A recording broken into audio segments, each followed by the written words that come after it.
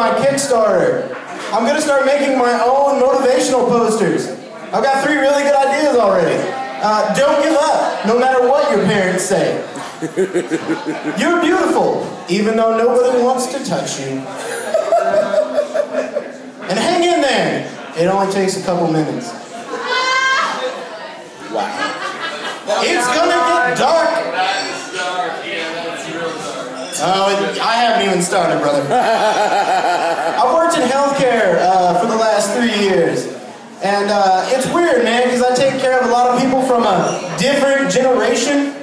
And I heard this old white gentleman say to this old black gentleman, "Why are you not in the fields?"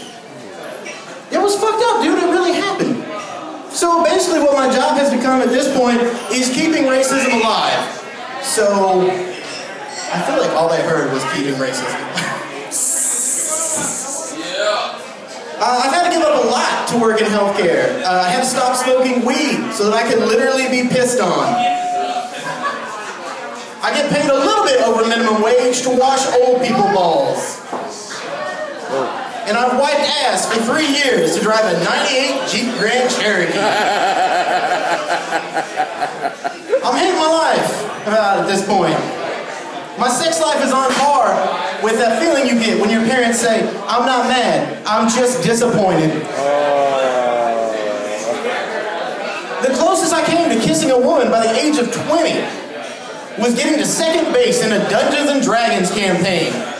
And I paid 20 gold pieces for that. Alright, we're gonna get darker. So, my dating expectations continue to fall. I'm really just kind of hoping to find somebody without a kid or a criminal record. But if that doesn't work out, I will accept somebody with more emotional scars than I have, just so she won't yell "daddy" in bed.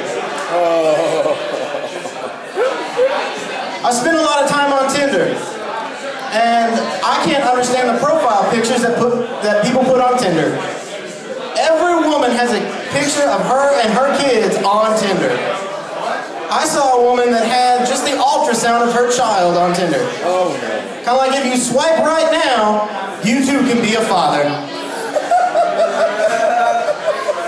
I mean, what the fuck am I supposed to tell that kid when he pops out? And he's like, "Are you my daddy?" "No, I'm just banging your mom." You know, my mom had the single mom thing down on lock. She knew to keep me and my brother out of the picture until she married him. And she was like, "I got 2 kids. Gotcha." My mom was a good woman. The only problem was that she brought more men home than she did groceries.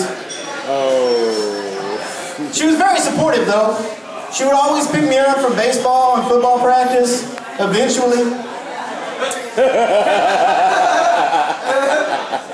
I remember when I was a teenager coming to her and telling her that I'd been cutting myself, and she was really upset because I had been wasting all the razors in the house. I can't be too hard on my mom, though, because my biological dad wasn't around. He spent more time in court than he did at birthday parties. And spoilers, he's not a lawyer. I did hear that he's a pretty good cook, though. Meth. He cooked meth. That's why he was in court. He taught me some pretty valuable lessons, though, about how to be a father by, like, what not to fucking do. Before him and my mom got divorced, we played catch a lot. Not the catch that normal people play. It was the catch where I had to catch the beer bottle before it hit my head. And be forewarned, anyone in the crowd that has a child that wants to reconnect with them in their early 20s, don't do it by tricking them into smoking K2. Because let me tell you what happens. I'm fucked up, he's fucked up, and it's my chance to get some revenge. So I'm sitting there thinking to myself about all the birthday parties and how he wasn't there at Cub Scouts and all the terrible things that he said. So I walk by him and whisper in his ear, "I'm not really here. You're all alone." And then hide under the bed for 3 hours while he has an emotional breakdown. Man, you know, I was in the military for just a little bit, they took my shoelaces away at one point because they were afraid I was going to hang myself. Go figure. I was just flattered that they thought that shoelaces would support me. Oh. You know, I was in a really dark place a few years ago, and I tried to do the whole thing where you sit in your car and wait for the exhaust to suffocate you. The problem is, my car overheats if it sits too long. So that didn't work out. One night, I was in the ICU, and we had this girl come in with the most ghetto suicide attempt I had ever seen. She swallowed a bottle of Tylenol and a drink of 40.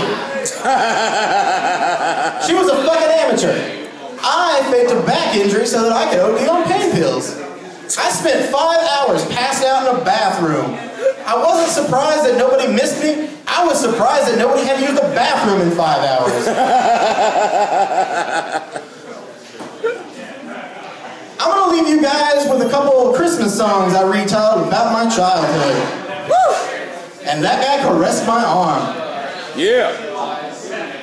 There he is. I saw Mommy kissing someone other than Santa Claus.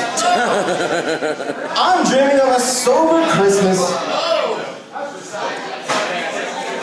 Oh, holy shit, that's my house on cops. Grandma got run over because Dad was drunk again. All I want for Christmas is a father. And everybody's favorite classic, it's beginning to look a lot like I'm a statistic.